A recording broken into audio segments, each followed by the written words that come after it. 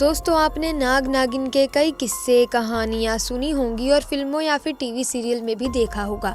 नाग नागिन की कोई भी कहानी हो, कोई भी घटना हो, उनमें एक चीज़ सामान्य होती है, उसमें नागमणि का जिक्र तो आता ही है, क्योंकि हर एक इच्छाधारी नागिन के पास उसकी नागमणि ज़रूर होती है।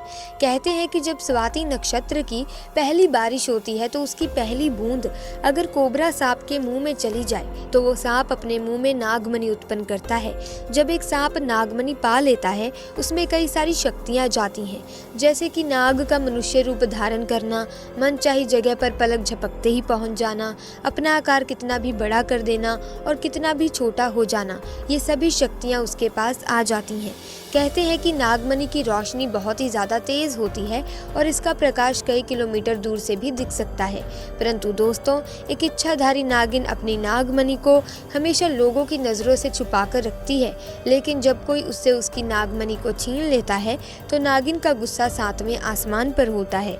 ऐसी ही एक सच्ची घटना आज हम आपको बताने वाले हैं, जो कि बिहार के दरभंगा के गाँव में घटित हुई, जो कि जंगल के बिल्कुल करीब बसा हुआ है। इसी गाँव में सनी और विनोद नाम के दो व्यक्ति रहते थे। दोनों के बीच काफी अच्छी दोस्ती थी और दिन के समय दोनों ही बकरियों को चराने के लिए जंगल में जाया करते थे। उसी जंगल में एक इच्छाधारी नागिन अपने नाग के साथ रहती थी और अपनी नागमणि की रखवाली किया करती थी।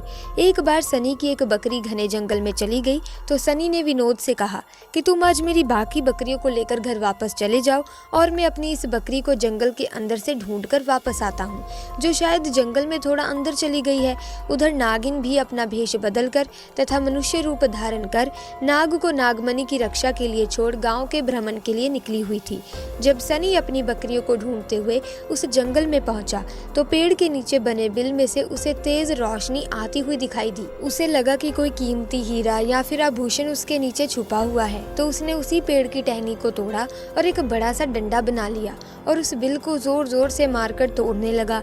उस बिल को तोड़ते समय सनी बहुत तेजी से डंडे से वार कर रहा था, जिसमें से दो चोट नाग के बिल के अंदर मौजूद नाग पर लग गई और नाग ने उसी समय अपना दम तोड़ दिया। जब सनी ने मरे हुए नाग को देखा और उसके पास तेज चमकती हुई मणि को देखा तो वो समझ गया कि वो चमकती हुई चीज और कुछ नहीं बल्कि एक नागमणि है।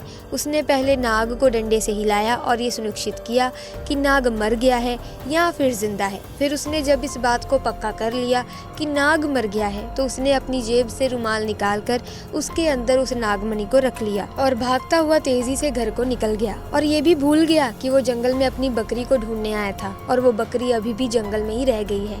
इधर जब नागिन वापस अपने बिल की तरफ लौटी तो जैसे ही उसने नागमणि गायब पाई और अपने नाग को मरा हुआ देखा तो वो गुस्से से आग बबूला हो गई।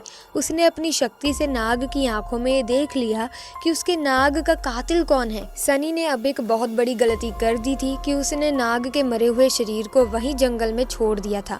अगर वो नाग के शरीर को उसी समय जला देता तो शायद नागिन को उसके बारे में कभी पता ही नहीं चलता।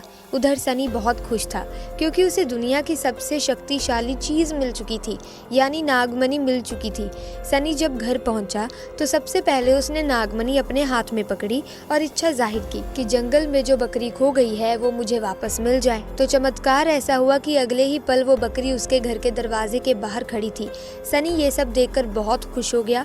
उसने नागमणि की सहायता से अपने घर को ही बदल दिया और अब गांव का सबसे अमीर इंसान बन चुका था, और वो भी केवल और केवल नागमणि की मदद से।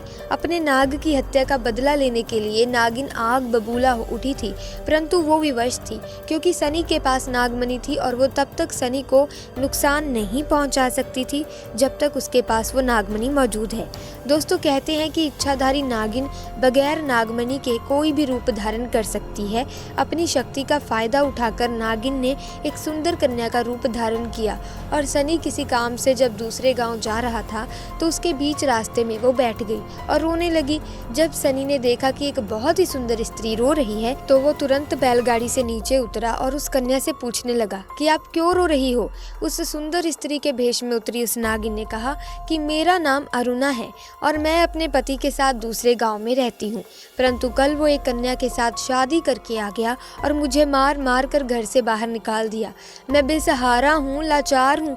सनी को इस स्त्री पर तरस आ गया और उसकी सुंदरता से सनी बहुत मोहित भी हुआ और उसे अपने घर ले आया। धीरे धीरे नागिन और सनी के बीच में दोस्ती दोस्ती शुरू हो गई और ये दोस्ती इतनी गहरी होती चली गई कि सनी को पता ही नहीं चला कि कब वो उस स्त्री के प्यार में फंस चुका था। एक दिन सनी और अरुणा यानी कि वो नागिन दोनों घूमने के लिए गए और एक जगह एकांत पाकर अरुणा ने सनी से पूछा, तुम्हारे गले में ये चमकती हुई चीज़ क्या है? तो सनी ने कहा, अरे ये तो एक साधारण सा आभूषण है, मुझे अच्छा लगता है इसीलिए मैं इसे गले में पहन लेता हूँ। दोस्तों ये वही आभूषण था जिसे आप नागमणि के नाम से जानते हैं। जब अरुणा बोली कि क्या तुम मुझे इस आभूषण को कुछ समय के लिए दे सकते हो, क्योंकि मुझे इसकी चमक बहुत भाती है, मैं इसे पहनकर देखना चाहती हूँ कि आखिर ये मेरे गले में कैसा लगता है। इस पर सनी चिल्लाते हुए बोला, नहीं नहीं, मैं तुम्हें ये नहीं दे सकता हूँ, इसके बदले तुम कुछ और मांग लो, मैं तुम्हें दे दूंगा। इस पर अरुणा एकदम से गुस्सा होकर बोली, सनी तुम तो कहते थे कि तुम मुझसे बहुत प्यार करते हो, अपनी जान से भी ज्यादा प्यार करते हो, और मैंने बस तुम्हारे गले का ये छोटा सा आभूषण ही तो मांगा है और तुम इस चीज के लिए मुझे मना कर रहे हो, मुझ पर गुस्सा क्यों हो रहे हो? रहने दो, मैं जानती हूँ कि तुम्हारे लिए क्या ज्यादा मायने रखता है। दोस्तों फिर सनी ने ना चाहते हुए भी वो आभूषण अरुणा को दे दिया और अरुणा को देते हुए बोला कि ठीक है, कुछ समय के लिए तुम इसे पहन सकती हो, परंतु ध्यान से। अरुणा के हाथ में जैसे ही वो नागमणि आई, अरुणा का रूप एकदम से बदलने लगा। केवल एक ही पल में वो अरुणा एक सुंदर कन्या से एक भयानक नागिन के रूप में परिवर्तित हो गई। उसका चेहरा बिल्कुल नाग सा हो गया और उसने कई बार सनी को डसा और डस कर उसे मार दिया। नागिन का इंतकाम पूरा हो चुका था, उसने अपने नाग का बदला ले लिया था। दोस्तों तब से ये नागिन इस गांव में अपने नाग के लिए 500 साल से आज भी जिंदा है। इसके बाद से वहाँ कुछ ऐसी घटनाएं सुनने में आई हैं जिसे सुनकर हर कोई हैरान है। वहाँ के स्थानीय लोगों का कहना है कि उन्होंने एक नागिन को महादेव की पूजा करते देखा है और उसके बाद अचानक वो नागिन कहाँ गायब हो जाती है किसी को नहीं मालूम। जब इस बारे में गांव के मंदिर के पुजारी जी से बात की गई तो मंदिर के पुजारी का कहना है कि वो अपने नाग की मौत के बाद से ही भयंकर रूप धारण करके अपने नाग को ढूंढ रही है और जिस तरह से पिछले 500 सालों से महादेव की पूजा करती थी, आज भी वही करती आ रही है। नागिन इस मंदिर में आती है और भगवान शिव से अपनी प्रार्थना कर बिना किसी को नुकसान पहुंचाए चली जाती है। आज भी लोग कहते हैं कि तकरीबन 500 साल से ये नागिन इस मंदिर में आ रही है। तो दोस्तों कभी भी एक नागिन के नाग को मारना नहीं चाहिए और साथ ही नागिन की नागमणि को तो भूल से भी छूना नहीं चाहिए, अन्यथा वो नागिन 7 जन्मों तक उस व्यक्ति का पीछा नहीं छोड़ती। आपको ये घटना कैसी लगी? अगर वीडियो अच्छी लगी तो लाइक करें, शेयर करें और साथ ही दोस्तों कमेंट सेक्शन में महादेव के दीवाने हर हर महादेव का जयकारा ज़रूर लगा दें ताकि महादेव शिव की कृपा दृष्टि और आशीर्वाद आप पर और आपके परिवार पर सदैव बना रहे। दोस्तों अगर ऐसी ही वीडियोस की अपडेट आप पाना चाहते हैं तो आप हमारे चैनल को सब्सक्राइब करके बेल आइकन को प्रेस भी ज़रूर कर दीजिएगा ताकि आने वाली नई वीडियोस की अपडेट आपको मिलती रहे। जल्दी मुलाकात होगी एक नई वीडियो में नई घटना के साथ, तब तक के लिए दीजिए इजाज़त। आपका बहुत बहुत धन्यवाद।